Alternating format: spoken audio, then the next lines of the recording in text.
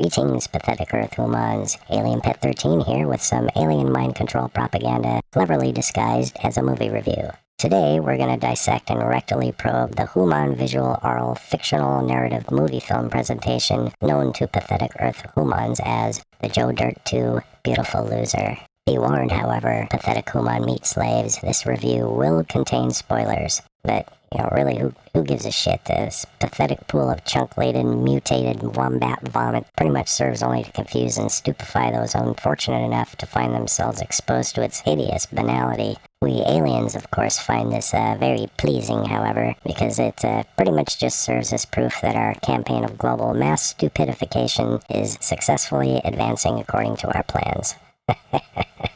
Charade you are, pathetic Hoomons. Soon all your anus are belong to us. What the hell can I say? This is just a huge disappointment. I really enjoyed the original Joe Dirt. It was kind of a cute little movie. Not everybody liked it. Say what you want about David Spade. He was a great straight man to Chris Farley's, crazy guy. But I thought this movie was a really good movie. I enjoyed it very much. It's kind of a classic comedy. Probably the funniest thing David Spade has ever done. So I was really looking forward to seeing the sequel of this. Over the years, I always thought, why didn't they make a sequel to Joe Dirt? It was a pretty funny movie. Such a great character with so much potential for fun stuff you can do with it. So Joe Dirt 2 Beautiful Loser is the sequel to the 2001 film Joe Dirt. It horribly stars the aging has-been former D-list Hoomon celebrity known as the David Spade Unit, who co-wrote this steaming pile of buffalo excrement with former SNL head writer Fred Wolf, who also directed the film very, very poorly.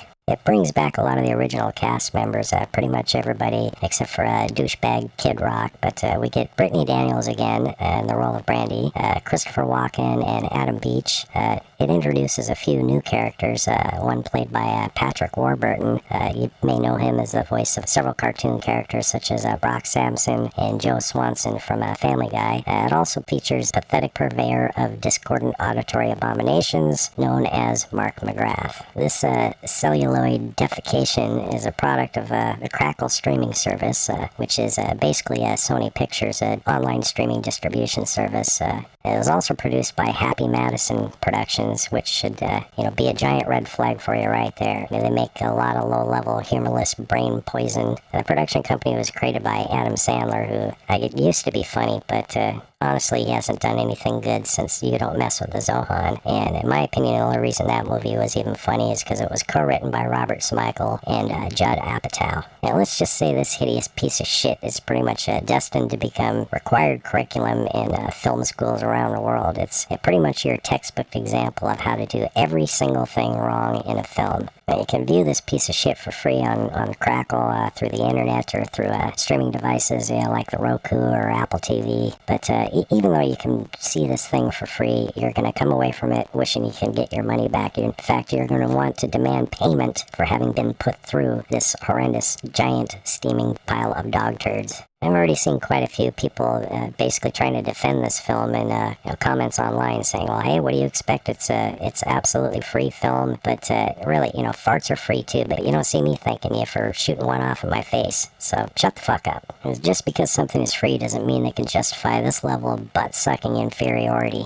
Anyway, this thing begins with some really weird kind of long scene of three characters that literally have nothing to do with the movie or the plot whatsoever. We get some old black dude and some weird hillbilly guy who says nothing funny, but I guess it's supposed to be funny because he talks in a really thick southern accent. And the whole scene pretty much seems to be nothing but an excuse to have that douchebag, unfunny moron Dennis Miller in the film as some sort of narrator. He begins to sort of narrate that there's a story with Joe Dirt, but then he doesn't really say anything that's going on. And of course, he's completely unnecessary as a narrator of the film because we hardly ever see him again. He has maybe 2 more scenes, and they're way late in the film, and again, he's just talking with these guys in front of a garage. It has nothing to do with anything, and we don't need him as a narrator anyway because we immediately cut to a scene with Joe Dirt sitting on a bus stop bench doing kind of a parody of Forrest Gump, and he begins narrating his own story. So we've got Dennis Miller narrating Joe Dirt's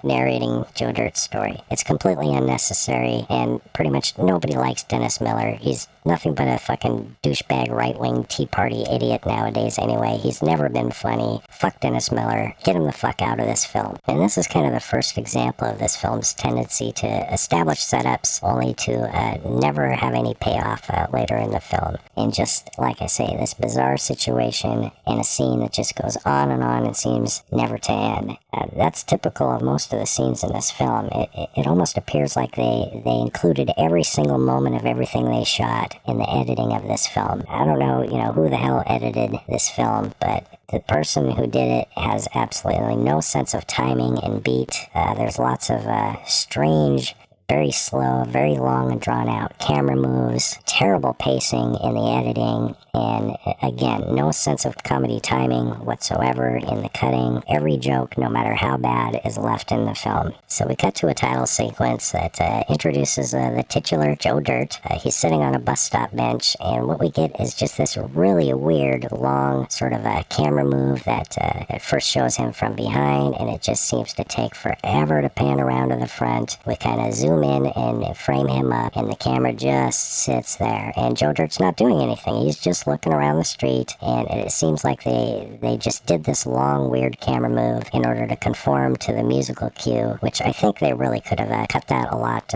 shorter, but this is the first in a lot of really weird, long, drawn-out camera moves that just throw off the beat and the pacing of the film. But needless to say, the director of photography on this film is definitely been bumped to the top of the list of those who will be violently probed in the bunghole for his heinous cinematic crimes. And this is another reoccurring part of this film's formula of just ripping off plots of other films, or basically trying to do just lazily written, cliched sort of references to other films like Forrest Gump and Back to the Future and even Castaway, and it's just they're not even taking advantage of the opportunities to do this. We get a very, very long scene here where Joe Dirt is trying to tell his story to some mean old black lady who appears to be just some sort of racial stereotype that just comes off offensive and kind of racist. She says something like, "Don't talk to me, you mullet head," or whatever, and her line isn't even really all that funny. She storms away, and then some white lady sits down, and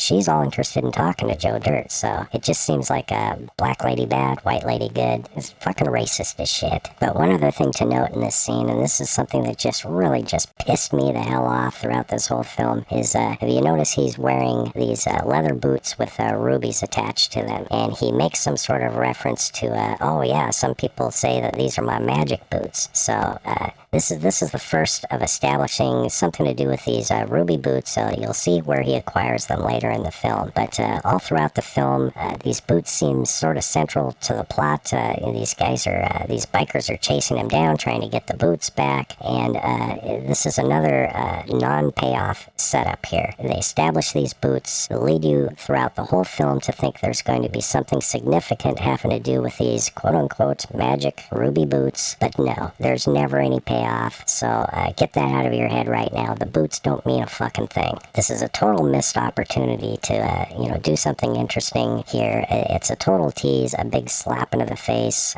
but this whole film pretty much throughout creates these setups, and it just seems like through the entire thing they just missed all these obvious opportunities to capitalize on setups, to make something funny out of something. It's like they just steamrolled through this production with no awareness whatsoever to the opportunities to create gags or to even create things that made sense plot-wise. So Joe Dirt explains that somehow he lost his family. We go into a flashback of his marriage to Brandy, played by the lovely Brittany Daniel, who, by the way, is still smoking hot. If I were a Hoomon meat slave, I'd do things with her that are illegal in 7 states. Anyway, moving on. So the Joe Dirt impregnates his female Hoomon, and we then go to the disgusting Hoomon birthing scene, a scene which, as usual, drags on and on, assaulting the viewer with a seemingly endless barrage of unfunny jokes. The result is that the Joe Dirt has 3 Hoomon female younglings, little Joe Dirts if you will. But no, you should not. We're then introduced to the Mark McGrath character, playing literally the same kind of antagonist as the Kid Rock from the previous film. He is established as the bad guy who wants to take the brandy away from the Joe Dirt, a setup which is promptly abandoned and forgotten, as we only see this character later in the film and in the past, where what is established in this scene has literally no bearing whatsoever. So, the Joe Dirt becomes a lumberjack whose job apparently is to make unfunny jokes while being exposed to gaseous anal expulsions, especially those emanating from some random hot chick wearing shorts so tight that you can literally read her lips. This is yet another scene that seems never ending. Obviously, they knew they had no jokes for this scene, but erroneously believed that quantity would somehow make up for lack of quality. So out of nowhere, Joe Dirt's family appears, and they just happen to be standing there, and they witness his humiliation, and thus we have at least some kind of character motivation. The Joe Dirt begins to feel unworthy of his family. Then suddenly a tornado hits the town, and the Joe Dirt family is rushing to some basement, yet we've already seen earlier that they live in a trailer, so we're left wondering, whose fucking basement do they intend to enter? A simple line of dialogue like, so-and-so has a basement shelter, let's get there quick. But no, it's just, everybody get in the basement. Well, whose fucking basement is this anyway? So while they're doing this, Joe Dirt's little girl complains, oh, I left my present back at the trailer, so Joe apparently has to go back and get the birthday present for one of his 3 triplets. Don't they all have the same birthday? Why is he only getting a present for one of them? Is it weird? It doesn't make any sense, and clearly Joe's instincts are correct, because his family doesn't really give too much of a shit about him. They're letting him run back into the tornado to risk his life for some stupid fucking birthday gift. But at least then we're treated to a scene which surely represents about 99.9% of the entire film's budget, what amounts to a very nice CGI tornado effect. The scene actually looks pretty damn good for a nice piece of special effects, but somehow ends in some strangely long panning shot where the camera literally turns away from the action to focus on a dashboard radio. Yeah, great filmmaking there. Cut away from the action to a fucking radio, why don't you? I know, they didn't have the budget to show Joe Dirt being swept up by the storm, but honestly, this scene is trying somehow to show some creative camera work, but it really only succeeds in making an awkward transition devoid of proper beat and pacing. So suddenly now we're in 1965, where the Joe Dirt trailer lands Wizard of Oz style on the head of some biker gang leader, and of course the idiot bikers decide that the Joe Dirt is now their leader. They give the Joe Dirt their dead leader's ruby boots. So at this point we're introduced to the Patrick Warburton character, the number 2 biker, pun intended, as his talent is then squandered on more endless scenes containing unfunny banter. We then cut to some bar scene where all the bikers are hanging out, and Joe Dirt is standing there in another painfully long scene where he just rattles off a whole bunch of unfunny nicknames. He's nicknaming all of the members of the gang. And for some strange reason, he pulls out a couple of nicknames like, oh, you're Crazy Eyes, and you're Porn Stash. Some kind of subtle allusion to the fact that Crackle really wishes like hell that they were Netflix and had anything even approaching the quality and success of something like Orange is the New Black. I later seen David Spade in a radio interview where he mentioned something about Netflix, but the Crackle lady was standing off camera waving her arms like crazy, trying to remind him not to mention Netflix. So it just seems very strange that they would have these lines clearly referring to Netflix characters in their movie on Crackle when they're so desperate to compete with the Netflix network. It's just really weird. So he manages to piss off the bikers by saying, oh, we should do some charity work. They throw him off the balcony, and we have an attempt to recreate the exact same type of scene from the oil well in the previous movie, where they call him queer, and he pats his biceps saying, does this look queer to you? Does this look queer to you? It's really just the same exact scene, only without the funny. So then they demand, give us back the ruby boots, you're not man enough to wear them. So you're thinking, okay, well, these boots must be important somehow. Maybe we'll see that later. And anyway, Joe Dirt Dirt manages to just run off, and the bikers don't even bother to chase after him. So then Joe Dirt comes to some crossroads where he meets a couple of strangers, and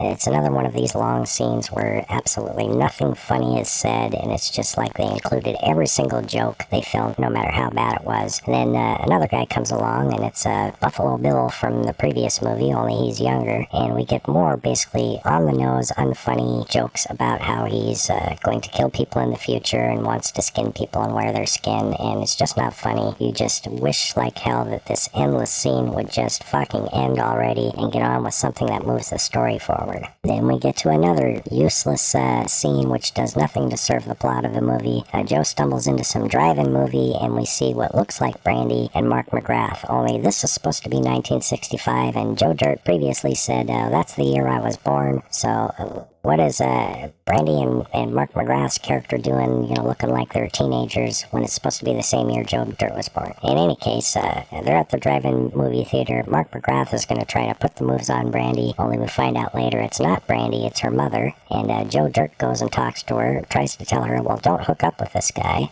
There's no real sense of urgency here, because Joe Dirt wasn't there in the past to ensure the birth of Brandy in the first place, and all things being left alone in the past timeline, she would have not got together with this Mark McGrath character, and I don't know if that's supposed to be Mark McGrath or if it's supposed to be his father or whatnot. Anyway, none of it matters. Joe Dirt doesn't need to fix the timeline. It was never broke in the first place. This whole entire scene is completely useless, does absolutely nothing but service a really lame joke where Mark McGrath's character plans to cut a hole in the bottom of the popcorn tub.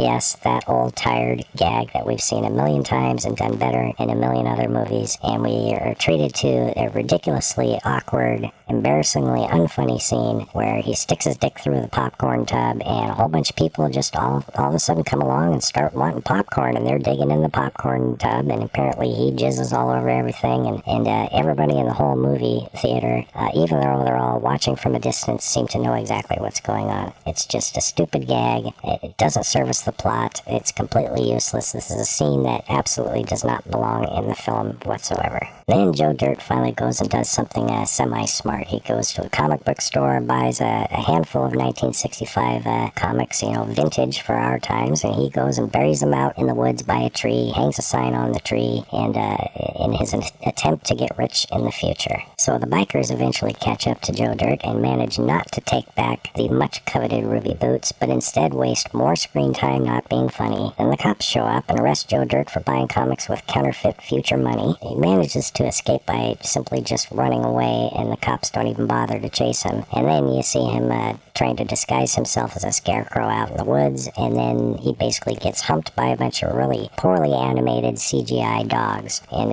it's one of those things that's it's a lame joke anyway, but if you're gonna have a guy on camera get humped by a dog, at least use a fucking real dog. These dogs don't move right, the animation is bad, and honestly, I can't figure out why the hell they decided, let's do CGI dogs humping him. Not funny, not funny, not funny. So then he just stumbles into some bar at night, and seriously, this is literally how random the plot of this film is. It's literally and figuratively aimless at the same time. But anyway, he walks in and he meets the band Leonard Skinner way before they were called that, back when they were young, and this is a scene that actually almost has a couple of humorous moments where he's sitting around with the band trying to help them come up with a new name for the band, and he's trying to push them to name their band Leonard Skinner after their gym teacher, and they say, oh no, and they come up with stuff like, let's name it Wham, or let's name it One Direction, and he's like, oh no, please no, and it's actually kind of funny. But then he basically sits there chit-chatting with them in another long scene full of unfunny jokes that just, you wish it would just fucking end and move on. But finally he says to them, look, one day you guys are going to be big rock stars, and you're going to be famous, and you're going to be really rich. And then Ronnie Van Zant says, hey, maybe we'll even have our own airplane. And then Joe Dirt remembers that, Leonard Skinner died in an airplane crash, so he basically just gets a sad look on his face and looks at him and says, well, it was real nice meeting you. He gets up and he fucking walks away. I don't know what the fuck's going on. I mean, isn't the whole plot of this movie, I guess it's supposed to be Joe Dirt goes back into the past to fix things so they turn out better in the future. Now here he's got his favorite band, Leonard Skinner. He knows the horrible fate that they're headed towards. He knows they're going to die in a plane crash, and he basically sits there and does nothing to warn them or anything. He just walks away and says, well, bye guys, have fun dying in a fucking plane crash. Honestly, I don't get it. So again, the bikers catch up to Joe Dirt and they start chasing him, and they're trying to get back those ruby boots, and he's running on foot and they're all on motorcycles, and day turns into night. He's literally only like 20-30 feet in front of them, so it's like for hours they're chasing him on their motorcycles and they can't seem to catch up to a guy on foot. This makes no fucking sense at all. But anyway, he manages to evade them. He hops on some train car, and then he falls asleep and has a dream about the future. So, get that? He's gone into the past so he could have a dream about the future, and in that dream he sees his old friend Kicking Wing, who apparently in the future is now a drug dealer who only sells weed and aspirin because, same joke from the previous movie, those are the ones he likes. And of course he didn't learn the whole lesson from the movie before of it's not what you want, it's the consumer. So we're treated to yet another complete rip-off of the exact same type of scene from the fireworks stand in the previous movie, where Joe Dirt rattles off every drug name that he can think of.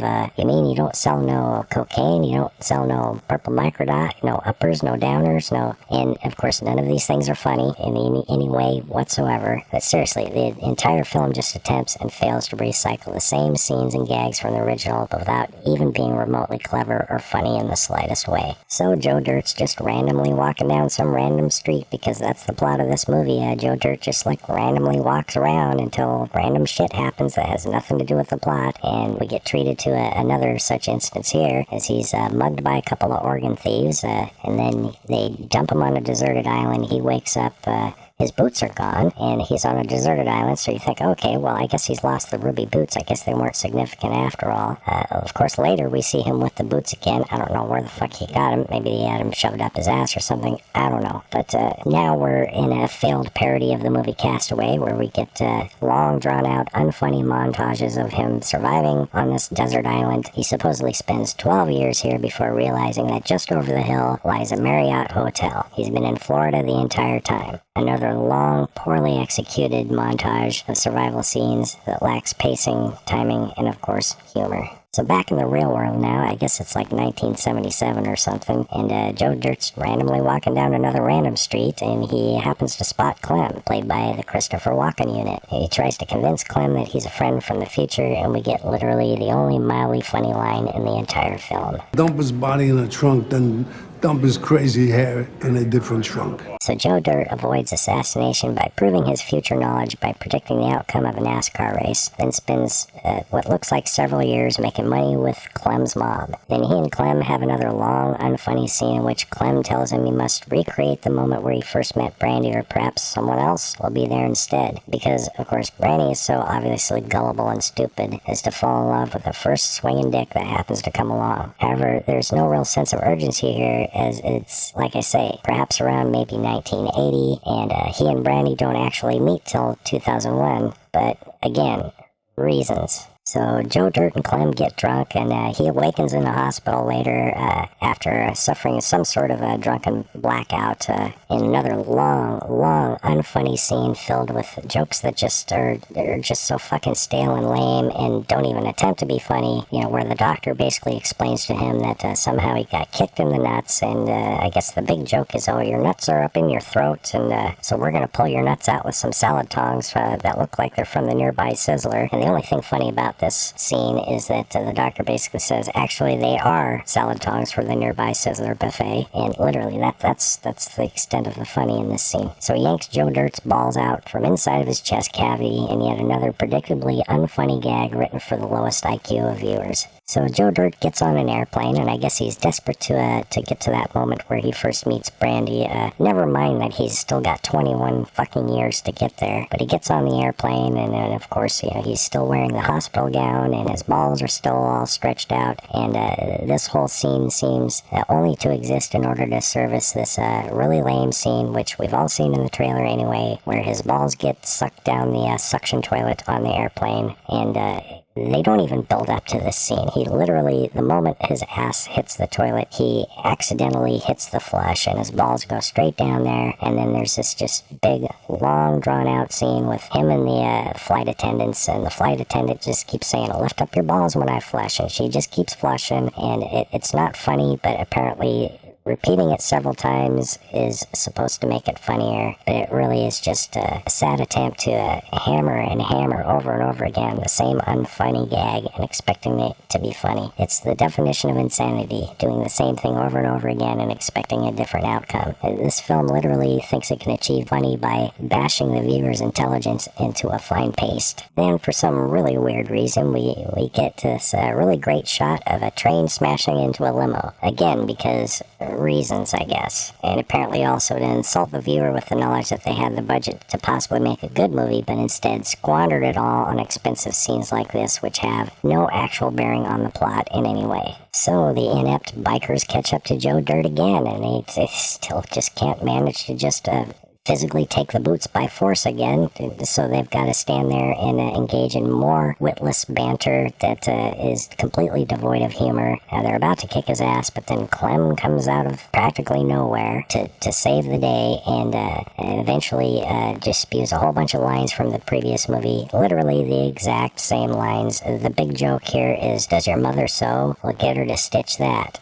Yeah, I could tell how funny you all think that line is. It's not funny at all. So that's the big line. He kills Patrick Warburton, but he does it without any guns. He just points his finger and goes boom, and Patrick Warburton's character falls down and dies. It's what the fuck? And in this scene, there's a couple of points too where some chick that's with Christopher Walken keeps trying to give him the, hey, do you want the guns now? She's trying to give him the guns. He's like, no, I don't need the guns. I'll just kill this guy with my finger in sheer force of will. Makes no fucking sense. But in an earlier scene where the cops were arresting Joe Dirt, we noticed that he said, well, thanks for saving me from these bikers, and the cops look over and there's no fucking bikers there. So it's like, are these bikers even real? Is Joe Dirt crazy? Is he just imagining this? Apparently Clem can imagine them as well. If he can kill them with his finger, I guess these bikers don't really exist.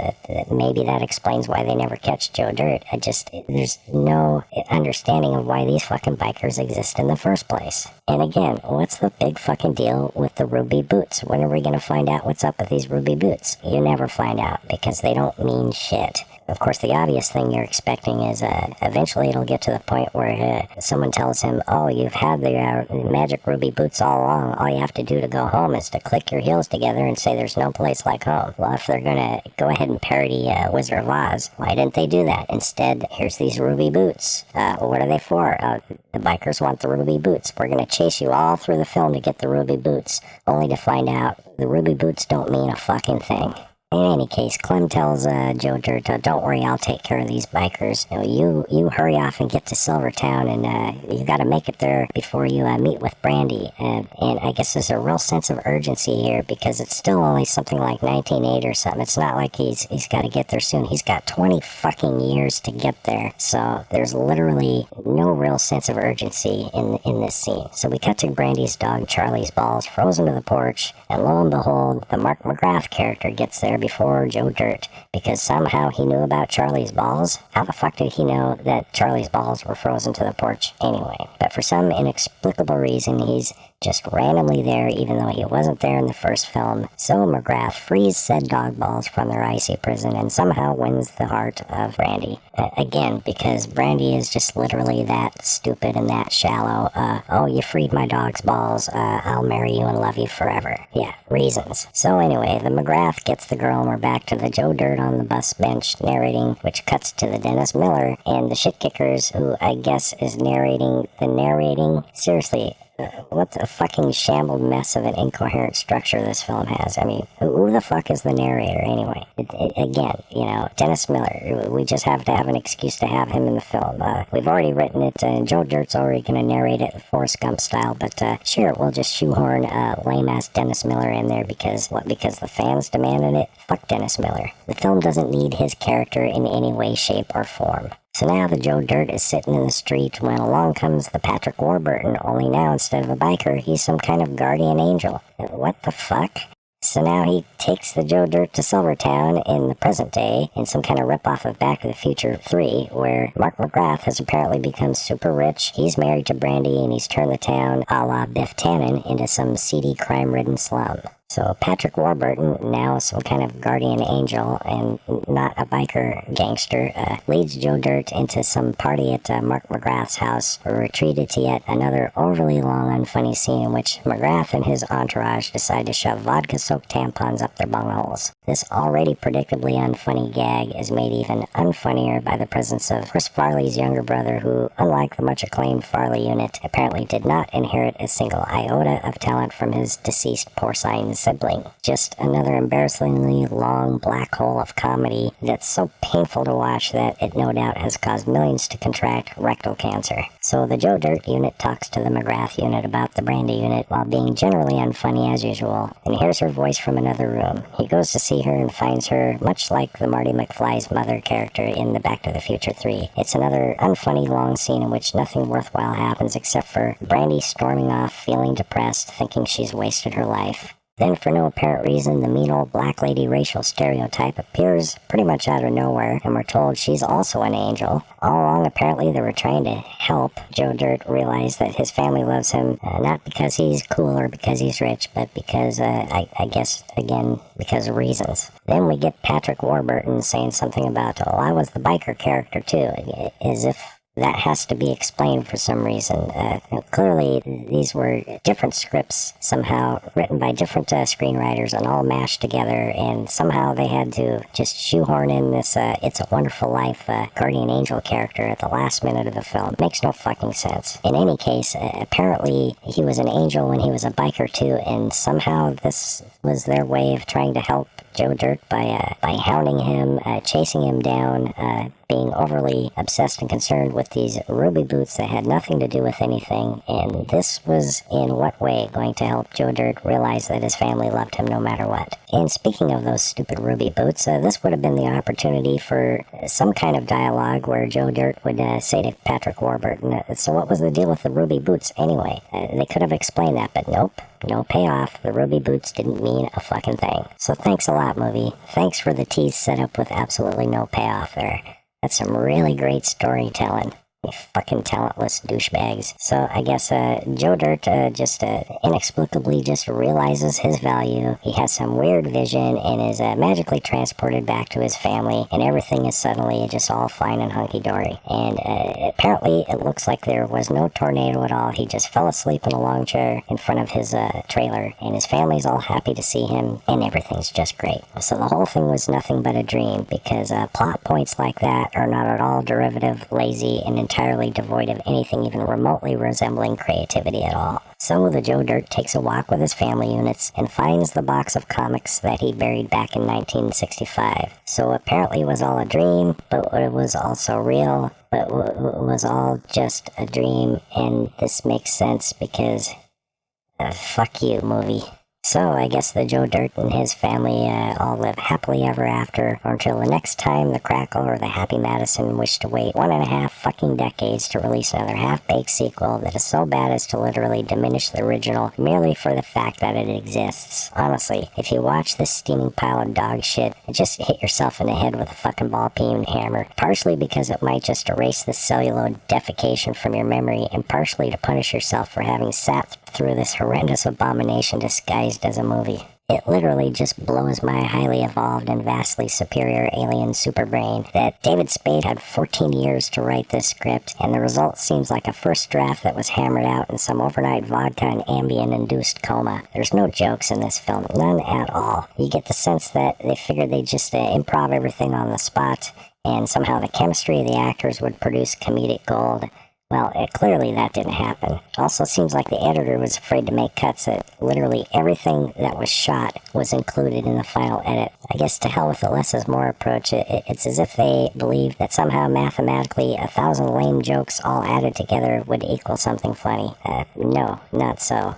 Enormous, gigantic fail. But to be perfectly honest, were they to cut out all of the absolutely lame drivel plaguing this entire film, they probably would have ended up with something like less than 15 minutes of an actual story, and that isn't even coherent enough to make any sense. This is literally the worst fucking thing I've seen since Troll 2. But even that abomination has at least some entertainment value. So if they're going for the so bad it's good thing with this film, they just failed miserably. Having seen the original 2001 Joe Dirt, a movie which admittedly was kind of a silly little film, was no huge blockbuster by any means, but it was a cute little film that had a lot of funny moments and it had quite a bit of heart. And it had a pretty great, very upbeat, optimistic character in the form of the Joe Dirt unit that many pathetic Hoomons can easily relate. But this fucking hunk of greasy anal discharge had literally none of the charm of the original. Just an endless collection of bad jokes, sad attempts to recreate scenes from the previous film, but without being funny at all, and absolutely no rewatch value in any way. I get the distinct feeling that they made this movie, realized how fucking awful it was, and what a just horrible stinker it was, and decided to license it to Crackle for free streaming because there was literally no other way to release it. Surely no distributor would even consider touching it, even if paid to do so. Crackle pretty much risks its already non-existent reputation by featuring this turd on its already lame network of duds from years gone by. If aliens had assholes, I wouldn't even wipe my fucking ass with this piece of crap for fear that it might give me butt cancer. Rest assured, though, all members of the film's production shall be abducted, tortured, dissected, and anally probed in the most hideous and violent way possible. Not necessarily in that order, though. Don't get me wrong, pathetic Hoomon meat slaves. We of the alien invasion force are quite pleased with this piece of mind-numbing propaganda. We work very hard to create subliminal indoctrination programming for Hoomon mass consumption, so watch on, pathetic Hoomons. Consume and become stupider, and you facilitate your own eventual enslavement.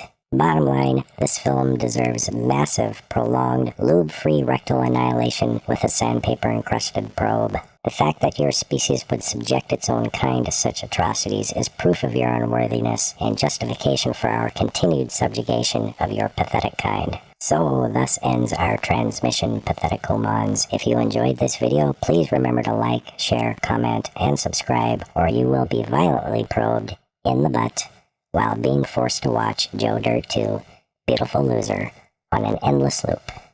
This is Alien Pet 13, signing off. Probe you later.